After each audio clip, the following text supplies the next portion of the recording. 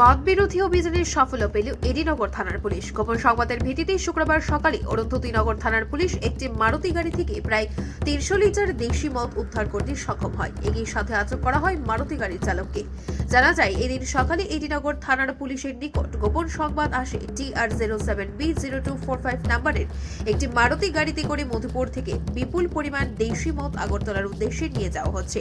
এই সংবাদের ভিত্তিতে এডিনগর থানার পুলিশ রাস্তায় উঠ পেতে বসে এবং গাড়িটিকে আটক করে ঘটনার খবর পেয়ে ঘটনাস্থলে ছুটে আসেন এসডিপিও আব্দুলি। তিনি জানান, আটক মারুতি গাড়ি থেকে আনুমানিক 300 লিটার দেশি মদ উদ্ধার হয়েছে। আটক করা হয়েছে গাড়ির চালক অসিত দত্তকে। ধৃত অসিত দত্ত কোনো প্রশ্নের সঠিক উত্তর দিতে পারেনি, তাই তাকে আটক করা হয়েছে। তার বিরুদ্ধে আইনগত ব্যবস্থা গ্রহণ করা হবে। ধৃত অসিত দত্তকে জিজ্ঞাসাবাদ চালানো হচ্ছে বলেও জানান তিনি।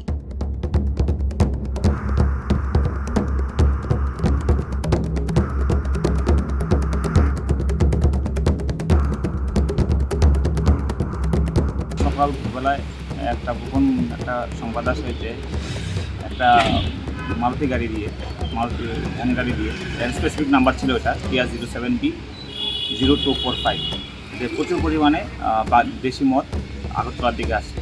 সেই হিসাবে এডিনগর থানার পুলিশ এটাকে ইন্টারসেপ্ট করার পর তল্লাশি যখন চালালো তখন প্রচুর পরিমাণে দেশি মদ পাওয়া গেল।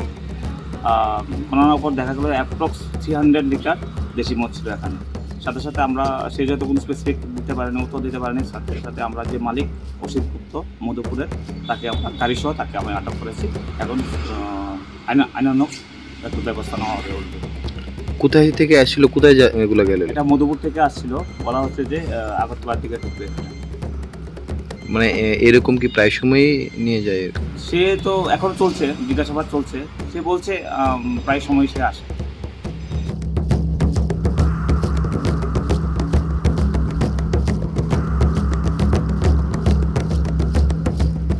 দেশি মদের রমরমা রুখতে এক প্রকার ব্যর্থ আরক্ষা প্রশাসন। রাজ্যের গ্রাম পাহাড়ে চলছে দেশি মদ তৈরি ও বিক্রির মতো ঘটনা। কোনো এক অজ্ঞাত কারণে নেশার বিরুদ্ধে ধারাবাহিক অভিযান চালাচ্ছে না আরক্ষা প্রশাসন। এই নিয়ে প্রশ্ন জনমনে।